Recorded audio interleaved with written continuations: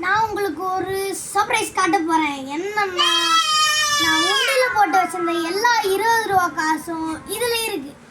அங்கே வந்த டிஸ்டர்பன்ஸ் என்னன்னா, என் குட்டி தம்பி அவனை விட்டுட்டு இங்கே பாருங்க, 20 ரூபா 20 ரூபா 20 ரூபா ஒன்று விடாம எல்லாமே புது நோட்டு தான் இருக்கும். 2 3 தான் இந்த மாதிரி பழசாக இருக்கும். பார்த்துக்கோங்க, நல்லாவே பார்த்துக்கோங்க. நிறைய காசு புது காசு தான், 1 2 தான் பழசு. அதெல்லாம் உண்டியலுக்குள்ளே போடும் போது அது இதாக இருக்குது. போடும் போது சின்ன ஓட்டை இங்கே பாருங்களேன், இந்த உண்டியல் தான். இந்த போடுற ஓட்டை குட்டியாக இருக்குது, அதை வச்சு தான் கட் பண்ணி இத்துலூண்டு இங்கே பாருங்கள், இத்துலூண்டு இருக்குது கைஸ் ஓட்டை. இதுக்குள்ளே எப்படி போகிறது?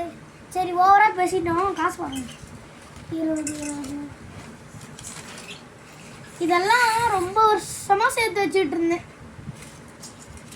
பாருங்க, இதெல்லாம் போய் பேங்க்கில் தான் போடணும். இதுக்கு மேலே பேங்க்கில் போட்டுட்டு வேலை பார்க்குறான்னு சொல்லிட்டு தான் இதை எடுத்து வச்சுருக்கேன். நல்லா பார்த்துக்கோங்க, லாஸ்ட்டு 1 டைம் பார்த்துக்கோங்க. பை கைஸ், அதோட வீடியோ நிறுத்திக்கலாம். பை.